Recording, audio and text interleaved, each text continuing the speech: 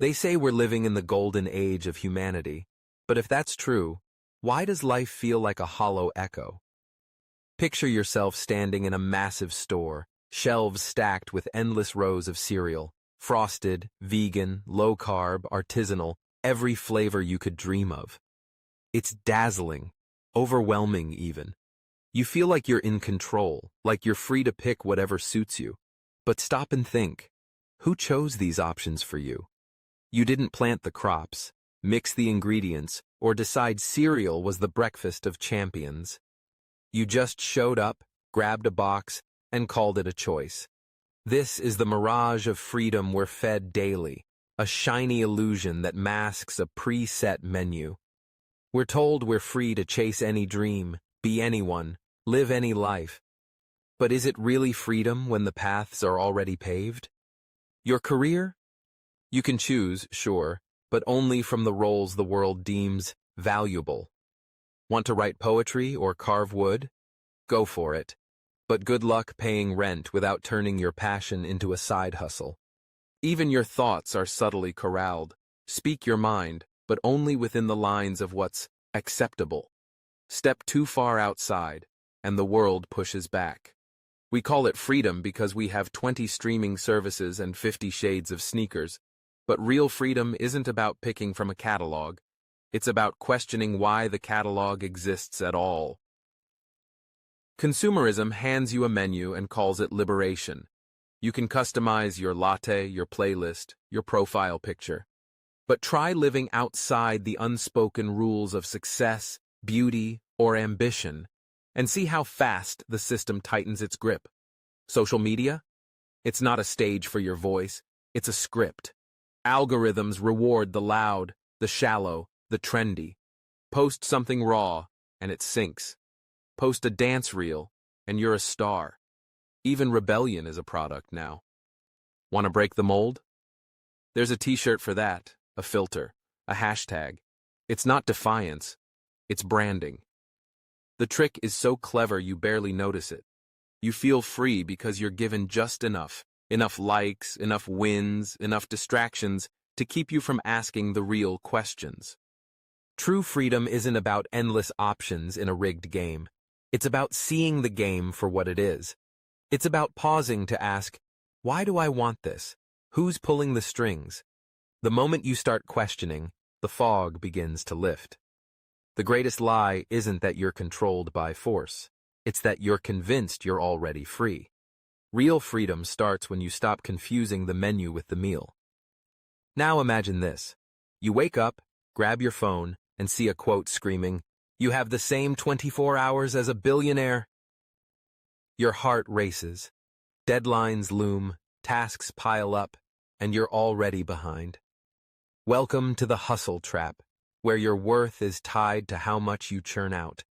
We worship the grind, glorify exhaustion, and wear burnout like a medal. Why? Because we've been taught that doing more equals being more. From gold stars in school to promotions at work, we've bought the lie that our value lies in our output. But who set that rule? The system thrives on your insecurity. The more you doubt yourself, the harder you hustle, buying apps, courses, planners, chasing the next milestone that promises peace. Spoiler, peace never arrives. The finish line keeps moving. Even downtime is hijacked. A walk isn't just a walk, it's a step count. A book isn't just a story, it's self-improvement. Doing nothing? That's failure unless you call it mindfulness. We've forgotten how to just be. Here's the truth. You're not a factory. You weren't built to crank out results 24/7. Nature rests, ebbs, flows. Why can't you? The hustle culture sells itself as empowerment, but it's a leash. You're not addicted to work. You're addicted to being seen as valuable. But what happens when you pause? Who are you when you're not producing? Here's a wild idea. You're enough. You don't need to earn rest or justify stillness. The most radical act in a world obsessed with more is to do nothing, and mean it. When your brain whispers, "You're falling behind," whisper back, "Maybe I'm exactly where I need to be." Who are you, really? It's a simple question, but try answering without leaning on labels. I'm a teacher, a parent, a dreamer, a techie. These are costumes, not your core. From birth, the world hands you a script. Your name, your culture, your place in the system. It's all assigned. You learn what gets praise, what gets ignored, and you adapt. You become the good kid, the smart worker, the likable profile. But somewhere along the way, the real you gets buried under roles built for approval, not truth. Society doesn't just reflect who you are, it designs you. Scroll through social media, and you're bombarded with perfect lives, chiseled bodies, curated vibes. You buy clothes, gadgets, even coffee to signal who you are. You post, you tweak, you perform, not because you want to, but because you're told that's how you exist. Your identity becomes a product, polished for likes. But what happens when the mask feels more real than your face? Most people never meet their true selves. They live as characters, shaped for survival, not authenticity. But sometimes, in the quiet, maybe when you're alone, maybe when life cracks you open, you glimpse something else. Something unfiltered, untamed. That's you. The you that doesn't need to prove anything. To find it, try this. Sit still. No phone, no noise, just you. Ask, what do I love when no one's watching? What would I let go of if no one cared? Bye. That's where your truth lives. Not in your job, your bio, or your followers. You're not a brand. You're a human. And the journey back to yourself is the only one that matters. We crave comfort, the cozy couch, the instant meal, the seamless app. It's easy, warm, safe. But comfort isn't just a blanket. It's a trap. Every gadget, every service, every convenience is designed to erase effort. Why struggle when you can swipe? Why wait when you can click? But effort is where growth lives. Struggle is where you sharpen, shift, become. Comfort lulls you into a haze, dulling your hunger for more. Not because you're lazy, but because you're too cozy to care. The system loves this. A comfortable crowd is a compliant one. Feed people entertainment, numb them with ease, and they won't question the bigger picture. Comfort doesn't just soothe, it silences. It keeps you from dreaming, not because you can't, but because good enough feels fine. The antidote? Choose the hard path, not for glory, but to wake yourself up. Sit with boredom. Face the quiet. Do something that scares you, not for the outcome, but to remember you're alive. The life you're meant for isn't in the soft glow of a screen.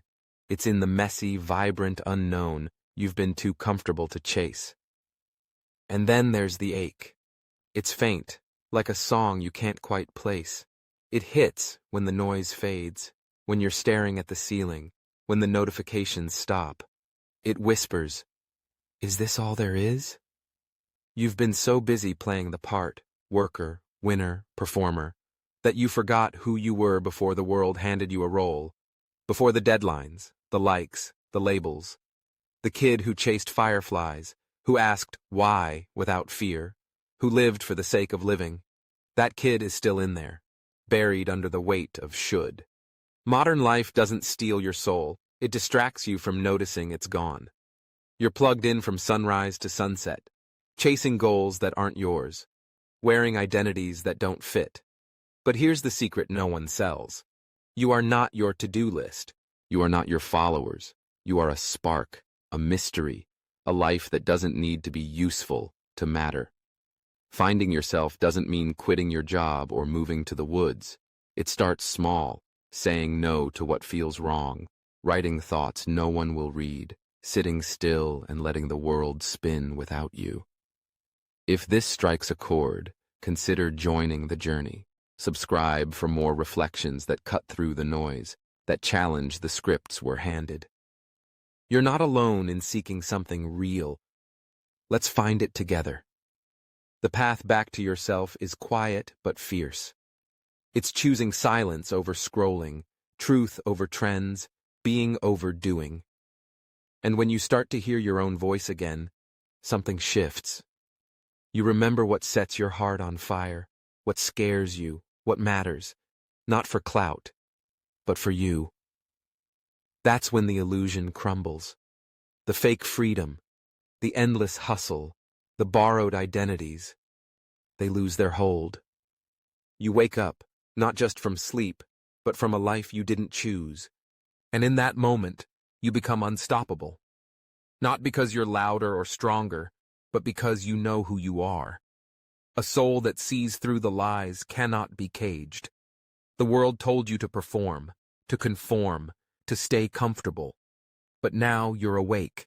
You're not just living, you're alive. Welcome home.